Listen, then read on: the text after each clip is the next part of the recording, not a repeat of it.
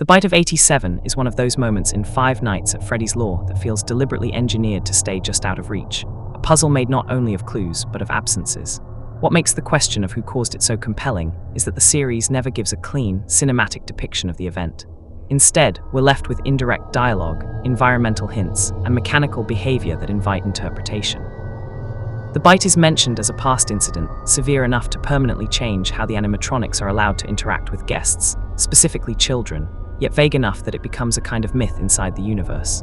From the beginning, the game frames it as a real, physical injury inflicted by an animatronic on a human's head, but it carefully avoids naming the victim or the machine responsible.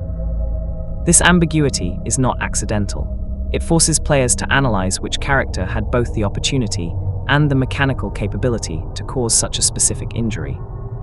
When considering the animatronics themselves, the most important factor is jaw design and behavior.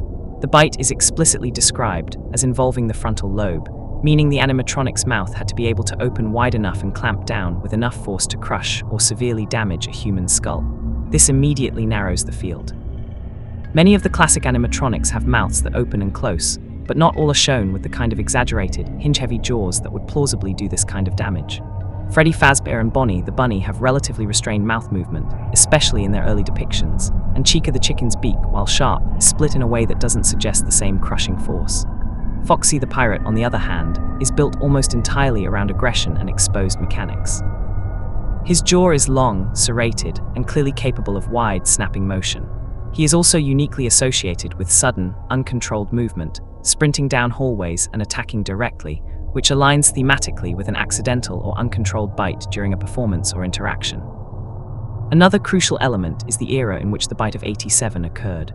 Phone Guy's dialogue strongly implies that this happened before the events of the first game, but after the animatronics were already behaving strangely around adults.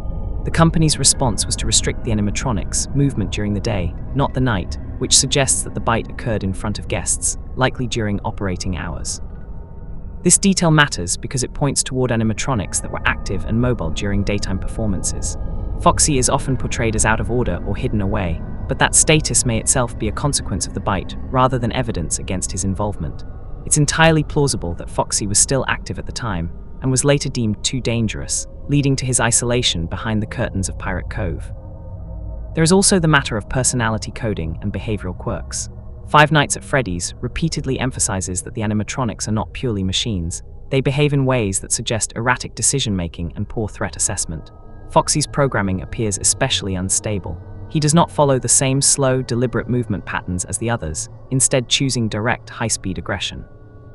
In a crowded daytime setting, this kind of behavior would be catastrophic if triggered by a child getting too close, climbing on the animatronic, or accidentally activating some movement routine. The bite does not need to be malicious in intent. It could easily have been the result of faulty facial recognition software, combined with a powerful jaw mechanism and a moment of chaos. That said, alternative theories persist because the series thrives on misdirection. Some argue that Golden Freddy, or even an early version of Freddy Fazbear himself, could be responsible, pointing to the sheer symbolic weight those characters carry. However, these interpretations often rely more on narrative importance than mechanical plausibility. The bite is treated less like a supernatural murder and more like a workplace disaster, a horrifying accident that exposes the negligence of the company behind the animatronics. From that perspective, the most dangerous-looking and least stable machine being responsible makes the most sense. The fact that the series never confirms this outright keeps the debate alive, but the cumulative evidence, visual design, and thematic framing all lean heavily toward Foxy as the culprit. Ultimately, the Bite of 87 functions less as a mystery meant to be definitively solved, and more as a foundational trauma in the world of Five Nights at Freddy's. It explains the fear, the rules, and the corporate paranoia that define the setting. Asking who caused it is really a way of asking how something meant to entertain children became so deeply unsafe. While the game never hands us a final answer, the clues point toward an animatronic whose design prioritized spectacle and danger over safety, and whose loss of control embodies the central horror of the series, that these mascots were never as harmless as they were meant to seem. This is where the Bite of 87 stops being an abstract corporate horror and suddenly becomes personal, because once Jeremy Fitzgerald enters the picture, the event gains a human shape and a tragic throughline rather than remaining a nameless incident buried in company policy. The idea that Jeremy Fitzgerald is the victim of the bite of 87 works so well precisely because Five Nights at Freddy's 2 positions him at the exact crossroads where all the relevant elements converge. He is the daytime guard, the one explicitly scheduled to be moved to the day shift, just as the restaurant prepares for a public event, and he is the character most directly exposed to the animatronics during operating hours.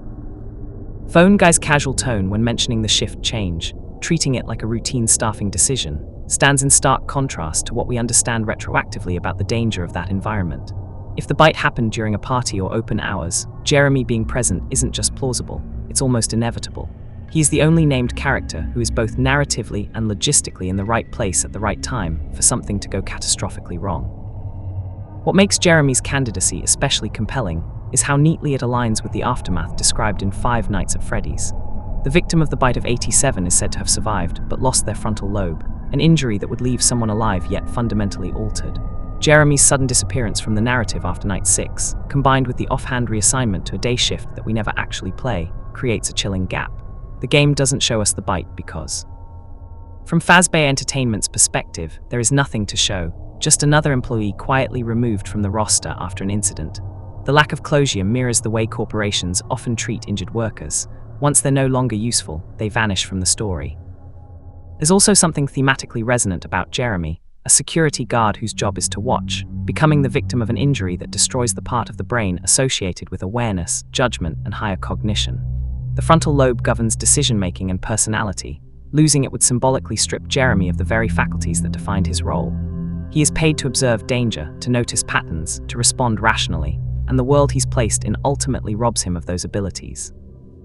In that sense, the bite isn't just a random act of violence, it's a cruel inversion of his purpose within the system. Jeremy's fate also reinforces the idea that the bite of 87 was not a supernatural punishment or a targeted attack, but an institutional failure that consumed whoever happened to be closest when the system broke. He isn't a child, a murderer, or a symbolic stand-in for guilt. He's a normal employee doing what he's told. That mundanity makes the event more disturbing. If someone like Jeremy can be permanently maimed simply by showing up to work and following instructions, then the horror of Fazbear Entertainment isn't in its ghosts, it's in its indifference. Finally, viewing Jeremy as the bite victim reframes Five Nights at Freddy's 2 itself. The game becomes a slow-motion lead-up to an inevitable catastrophe rather than a self-contained story. Every malfunctioning animatronic, every joke Phone Guy makes about safety, every casual dismissal of risk starts to feel like dramatic irony. We know something irreversible is coming, even if the characters don't. Jeremy isn't a hero or a villain, he's a warning. His injury becomes the reason for the lockdown rules, the paranoia, and the fear that permeate the later games. The bite of 87 may remain unseen, but through Jeremy Fitzgerald, it gains weight, consequence, and a deeply human cost.